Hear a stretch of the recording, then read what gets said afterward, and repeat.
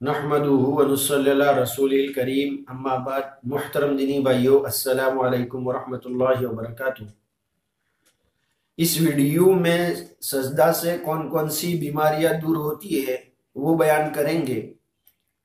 جن لوگوں کے معدے میں جلن رہتی ہے اور زخم اور السر ہو جاتا ہے، صحیح سجدے کے عمل سے یہ مرض ختم ہو جاتا ہے، کیونکہ جب سجدہ میں پیشانی زمین پر رکھی جاتی ہے تو اس عمل سے دماغی لہریں زمین کے اندر دوڑنے والی برقی رو سے براہ راست ہم رشتہ ہو کر دماغ کی طاقت میں کئی اضافہ کرتی، تو اس حالت سے دماغ پرسکون اور مطمئن ہو جاتا ہے، اور پرسکون دماغ معدے کی تیزابی گلینڈز کو زیادہ تیزاب پیدا کرنے سے روکتا ہے، تو اس طرح معدے کی تیزابیت ختم اور زخم بھرنا شروع ہو جاتا ہے۔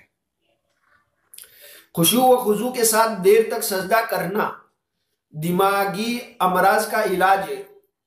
دماغ اپنی ضروریات کے مطابق خون سے ضروری اجزاء حاصل کر کے فاسد اور خراب مادوں کو خون کے ذریعے گردوں کو واپس بھیج دیتا ہے، تاکہ گردے ان کو پیشاب کی شکل میں باہر نکال دے۔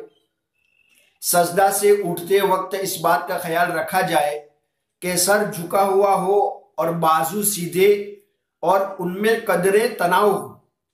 اٹھتے وقت ران پر ہتھیلیاں بھی رکھے، کمر کو پوری کوشش سے اوپر اٹھائے اور آہستہ سے کھڑے ہو جائے یا بیٹھ جائے۔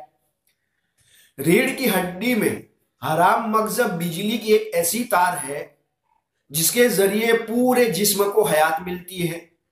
سجدہ کرنے سے خون کا بہاؤ جسم کے اوپری حصے کی طرف ہو جاتا ہے، جس سے آنکھیں، دانت اور پورا چہرہ سیراب ہوتا رہتا ہے، اور رخساروں پر سے جھریاں دور ہوتی ہے، یادداشت صحیح کام کرتی ہے، فہم و فراست میں اضافہ ہو جاتا ہے، آدمی کے اندر تدبر کی عادت پڑ جاتی ہے، بڑھاپا دیر تک نہیں آتا، بڑھاپے میں بھی آدمی چلتا پھرتا رہتا ہے اور اس کے اندر ایک برقی رو دوڑتی رہتی ہے جو اعصاب کو تقویت پہنچانے کا سبب بنتی ہے۔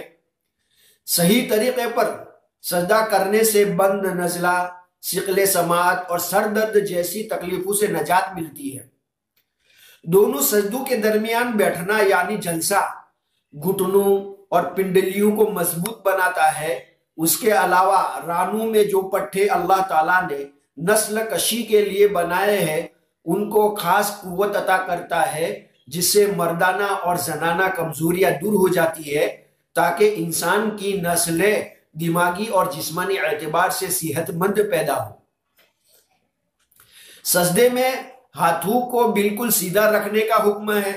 دراصل ہم تمام دن رات اپنے ہاتھوں کو بالکل اکڑا کر نہیں رکھتے، بلکہ ہمارے ہاتھ ڈھیلے ڈھالے رہتے ہیں۔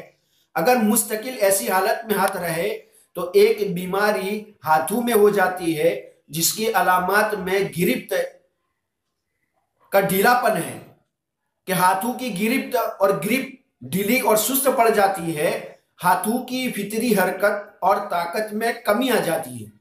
اور جب ہم سجدے میں ہاتھ سیدھے رکھتے ہیں تو یہ ہاتھوں، انگلیوں اور جوڑوں کی خاص قسم کی ورزش ہے، جس سے ہاتھ مذکورہ مرض سے محفوظ رہتے ہیں اور ہاتھوں کی فطری طاقت اور قوت باقی رہتی ہے۔